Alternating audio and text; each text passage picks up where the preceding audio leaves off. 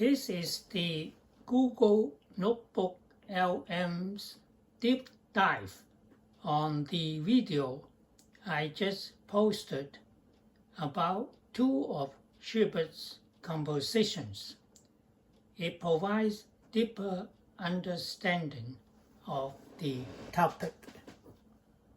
Really dive deep into the music of Franz Schubert. Really get into it. Yeah, and we're going to explore two of his pieces that have like totally contrasting moods and really try to understand how he creates those emotions through the music itself. It's a great topic because, we always talk about composers having a distinct style. Right, like, you can always tell it's Mozart or Beethoven. Exactly.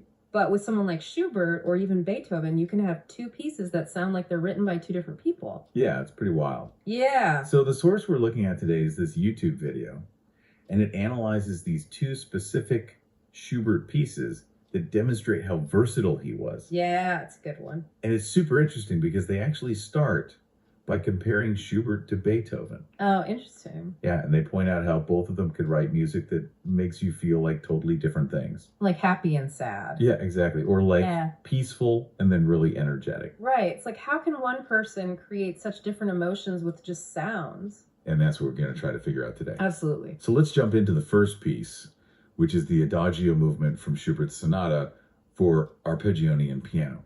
Okay. Now, the arpeggione itself is kind of mystery. Yeah, like what even is that? Right. So it was like this 6-stringed bowed guitar that was popular for a short time in the early 1800s. Okay.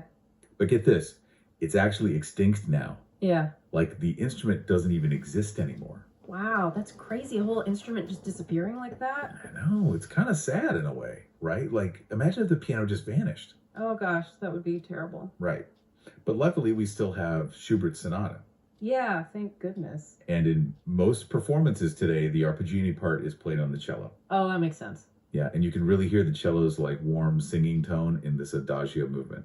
Yeah, it's beautiful. Yeah, it's so lovely, and it really contributes to that overall feeling of serenity and peacefulness in the music. It does. It's very calming. And they use the word serene a lot in the video to describe this piece. But I was wondering, like, what exactly makes it sound that way? Right. I mean, I can tell it's slow and quiet. Sure. But couldn't that get boring pretty quickly? Like, how does he keep it interesting? That's a great question, and it really gets to the heart of Schubert's genius. Okay, I'm ready. So yes, the tempo is slow and deliberate, almost like a gentle heartbeat. I like that. And the dynamics are mostly soft, which creates this intimate, hushed atmosphere. It's like you're leaning in to hear a secret. Exactly. But there's so much more going on beneath the surface. Like what? Well, the melody itself is incredibly lyrical, meaning it flows smoothly and gracefully, almost like a vocal line. Oh, I see. And Schubert uses stepwise motion where the notes move mostly up or down by just one step at a time. Okay. And this creates a sense of ease and tranquility, like a gentle stream flowing. Oh, that's a good way to put it. Yeah. So it's not just that it's slow and quiet, it's the way the melody moves that makes it feel so calm and peaceful. It's like he's carefully choosing each note to create a specific feeling.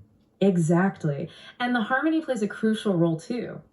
Schubert uses a lot of consonant chords, which are chords that sound pleasing and stable, and this adds to the sense of resolution and peace. So it's like all these different elements working together to create this one feeling of serenity. Yeah, it's like a recipe with all the right ingredients. And he just nails it. He does. It's amazing how all these elements work together to create such a profound emotional effect. It is. It shows you how much thought and care Schubert put into crafting this piece. Yeah, he really knew what he was doing. For sure. All right, so we've experienced the serenity of the Adagio. Now get ready to like shift gears completely. Oh, yeah. Because we're about to jump into a whole other emotional world with Schubert's Symphony No. 9 in C major. The Great Symphony. That's the one they call it, the Great Symphony. And it lives up to that name. Oh, yeah, for sure. Especially in its concluding movement, where while the Adagio was all about introspection and quiet beauty, Right, totally different. this movement just bursts forth with energy, grandeur, and what the video calls majesty. Yeah, majesty, that's the perfect word for it. It is, isn't it? But again, how does he achieve that feeling musically? Like, what's different here compared to the Adagio? Basically everything. Okay, lay it on me.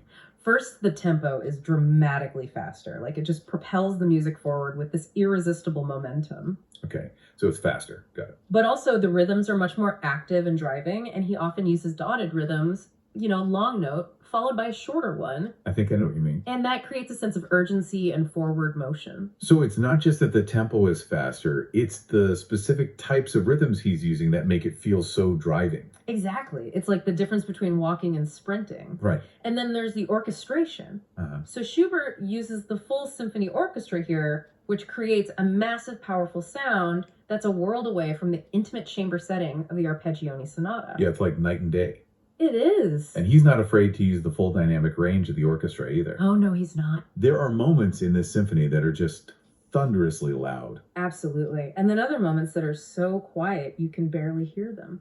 And he uses those sudden dynamic shifts, going from whisper quiet to booming in an instant. Yeah, those are so effective. They create such a sense of awe and excitement, like you're on the edge of your seat the whole time. Exactly. You never know what's going to happen next. It's almost like he's painting with sound, using different colors and textures to create these incredible sonic landscapes. That's a great analogy. And it's all the more remarkable when you consider that he wrote this symphony in 1825, just a few years before his death.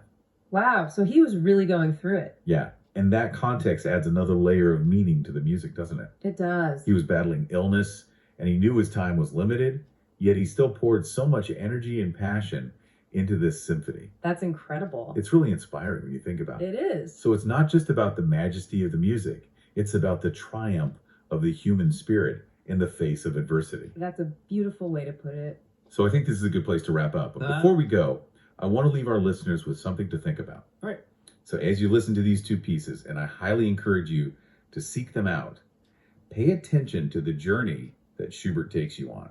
That's a good idea. Really trying to feel those emotions he's creating. Yeah. And think about how he uses the elements we've discussed today. The tempo, melody, harmony, dynamics, rhythm, and orchestration to create such contrasting emotional worlds. I think that would really help people understand his genius. I think so too. It's really a testament to the power of music to transport us, to make us feel deeply, and to connect us to something larger than ourselves. That's so well said. And within Schubert's vast output, you'll find this entire spectrum of human emotion expressed with such honesty and depth. It's true. So go out there, explore, feel, and discover the endless possibilities of musical expression. Well said. That's a perfect way to end this deep dive into Schubert's contrasting moods. Thanks for having me. Thanks for being here. It was fun. I had a great time talking about this stuff. Me too. All right, everyone. Thanks for listening, and we'll see you next time. End of video.